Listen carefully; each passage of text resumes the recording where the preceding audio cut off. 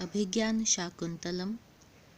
पिछले भाग में हमने देखा कि सखियों को ऐसा लगता है शकुंतला राजा दुष्यंत के प्रति आसक्त होने के कारण बीमार है, तो वे शकुंतला से पूछती हैं कि सखी अपने रोग का सही सही कारण बतलाओ, तभी हम उपचार कर पाएंगी। शकुंतला अपने मन में सोचती है, ये मेरी सखियां हैं, तथापि मैं इनको एकाएक अपने हृदय की बात नहीं बता पा रही हूँ। आगे प्रियंवदा शकुंतला को समझाती है, सखी शकुंतले, हे सखी शकुंतला, सुष्ठु एषा भणति। यह अर्थात अनुसूया ठीक ही कहती है, सही कहती है कि मात्मन आतंकम उपेक्षसे, क्यों अपने इस आतंक की अर्थात इस रोग की, इस बीमारी की उपेक्षा कर रही हो। अनुदिवसम खलु परिहीयसे अंगैः। अनुदिवसम प्रत्येक दिन, प्रतिदिन तुम अपनी अंगों से क्षीण हो रही हो, दुर्बल होती जा रही हो। जैसे जैसे तुम्हारी इस बीमारी की अवस्था के दिन बीत रहे हैं, वैसे वैसे तुम और भी दुर्बल होती जा रही हो। केवलम लावण्यमयी छाया त्वाम न मुंचती। केवल लावण्यमयी छाया, लावण्य अर्थात कांति, सौंदर्य, जो उसकी सुंदरता है उसकी छाया ही तुम्हें नहीं छोड़ रही है। अर्थात शकुंतला का केवल एक सौंदर्य ही है जो उसे नहीं छोड़ रहा है। उसका सौंदर्य, उसकी कांति अभी भी पूर्व के समान ही है, अन्यथा शरीर से वह प्रतिदिन क्षीण होती जा रही है, दुर्बल होती जा रही है। शकुंतला, सखी कस्य वान्यस्य कथयिष्यामि। तो वह कहती है कि हे सखी, मैं दूसरे और किससे कहूँगी, अर्थात तुम ही तो मेरी सखियाँ हो, तुमसे नहीं कहूँगी तो और किससे कहूँगी। किंतु आयास यत्रिदानीं वा भविष्यामि, परंतु अब बोलकर या बताकर मैं तुम दोनों को कष्ट देने वाली ही होंगी। अर्थात तुम दोनों को मैंने बोल भी दिया तो भी मैं तुम्हें कष्ट ही देने वाली होंगी, अर्थात तुम्हें दोनों को कष्ट पहुँचेगा। उभे अतएव खलु निर्बंधः। इसीलिए तो यह निर्बंध है, अर्थात आग्रह है। इसीलिए तो हम तुमसे पुनः पुनः आग्रह कर रहे हैं कि तुम हमें कहो, क्योंकि स्निग्ध जन संविभक्तम ही दुख सह्य वेदनम भवति। स्निग्ध जन संविभक्तम, स्निग्ध अर्थात स्नेही लोगों में, संविभक्तम बांटा गया ही, दुख सहनीय वेदना वाला, सहनीय पीड़ा वाला हो जाता है। हम यदि तुम्हारे सचमुच स्नेही हैं तो हमसे अपना दुख बांटो, जिससे कि तुम्हारा यह दुख सहनीय पीड़ा वाला हो जाए, तुम इस दुख को सहन कर सको, या हम तुम्हारे दुख का कोई उपाय निकाल सके, उस दुख को दूर करने का। राजा, पृष्टा जनेन समदुःख सुखेन बाला, नेयम न वक्ष्यति मनोगतमाधि हेतुम। दृष्टो विवृत्य बहुशोऽप्यनया सतृष्णमन् अत्रांतरे श्रवण कातरताम गतोऽस्मि। तो अब राजा कहते हैं, सम दुख सुखेन, दुख और सुख में सम अर्थात समान रहने वाले, जनेन लोगों के द्वारा, अर्थात उसकी सखियों के द्वारा, पृष्ठा पूछी गई, इयं बाला यह कन्या शकुंतला, मनोगतम अधि हेतुम न वक्ष्यति।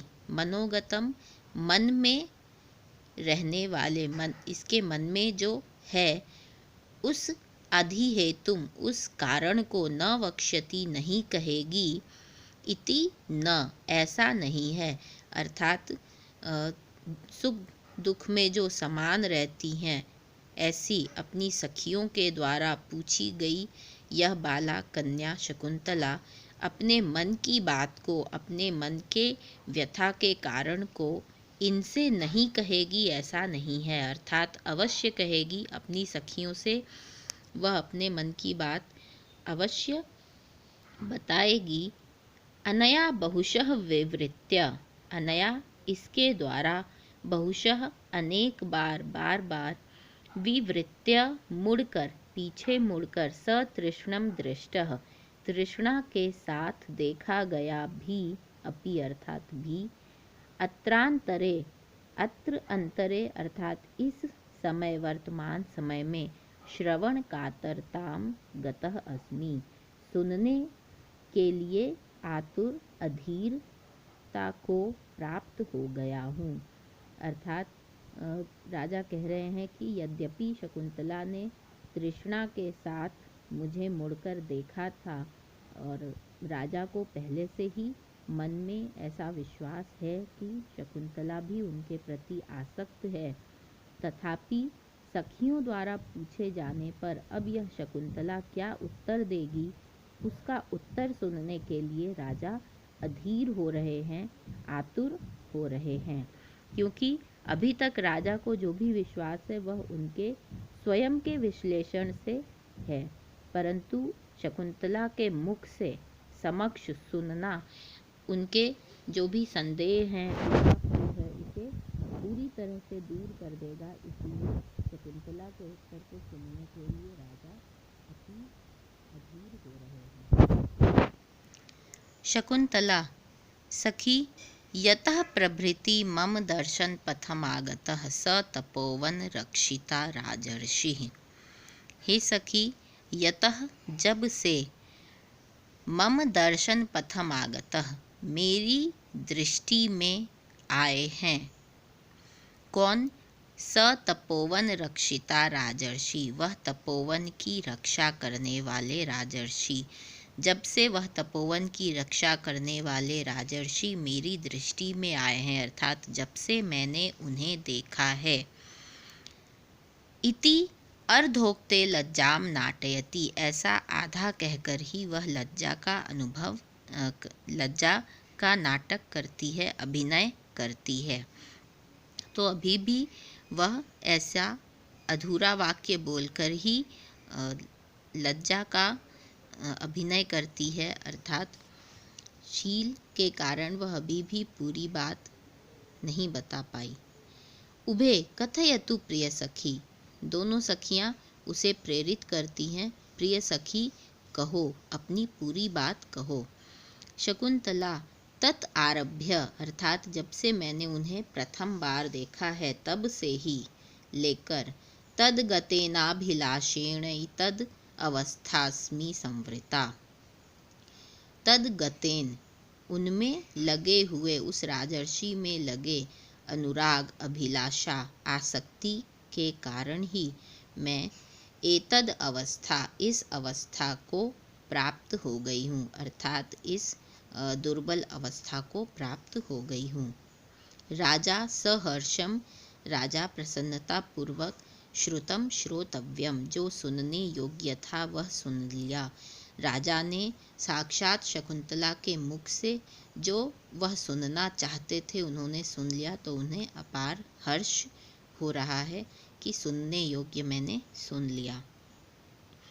स्मर एव ताप हेतुर्निर्वापयिता स एव मे जातः दिवस इवाभ्रश्यामस्तपात्यये जीवलोकस्य, तपात्यये जीवलोकस्य। तप अर्थात ग्रीष्म, गर्मी, तो ग्रीष्म ऋतु की अत्यय अर्थात समाप्ति, परिणाम पर, ग्रीष्म ऋतु या किसी ग्रीष्म दिन, गर्मी के भरे दिन की समाप्ति पर, जीवलोकस्य प्राणियों के लिए, अभ्रश्यामः दिवसः इव, अभ्रश्यामः श्याम बादलों से भरे हुए, दिवसः इव दिन के समान, अर्थात जैसे पूरे दिन अतीव गर्मी हो और उसके परिणाम, दिन का परिणाम अर्थात संध्या काल को काले बादल घिर आए तो गर्मी से बहुत राहत देते हैं, उसी प्रकार राजा इस समय, जबकि वे जो सुनना चाहते थे उन्होंने सुन लिया, तो वे इससे उपमा दे रहे हैं कि ग्रीष्म ऋतु के परिणाम के समय प्राणियों के लिए काले बादलों से घिरे दिन के समान, दिन अर्थात यहाँ परिणाम संध्या काल के समान, स्मर एव में ताप हेतु, स्मर अर्थात कामदेव ही मेरे ताप के कारण थे, मेरे संताप के कारण थे, और स एव वह ही कामदेव निर्वापयिता जाता, और अब वह ही कामदेव मेरी शांति का कारण हो गए हैं, शीतलता का कारण हो गए हैं। अर्थात जो कामदेव अभी कुछ समय पहले तक मुझे संताप दे रहा था, वही कामदेव इस शकुंतला में स्थित है, ऐसा जानकर अब वही कामदेव मुझे शीतलता प्रदान कर रहे हैं। अर्थात जिस प्रकार ग्रीष्म ऋतु के बाद काले बादलों से युक्त संध्या काल शीतलता प्रदान करती है प्राणियों को, उसी प्रकार संताप से भरे मेरे हृदय को जब यह ज्ञात हुआ कि शकुंतला भी मेरे प्रति आसक्त है, तो वही कामदेव जो कुछ क्षण पूर्व तक मुझे अग्नि की वर्षा कर रहे थे, वही अब मुझे शीतलता दे रहे हैं। अस्तु।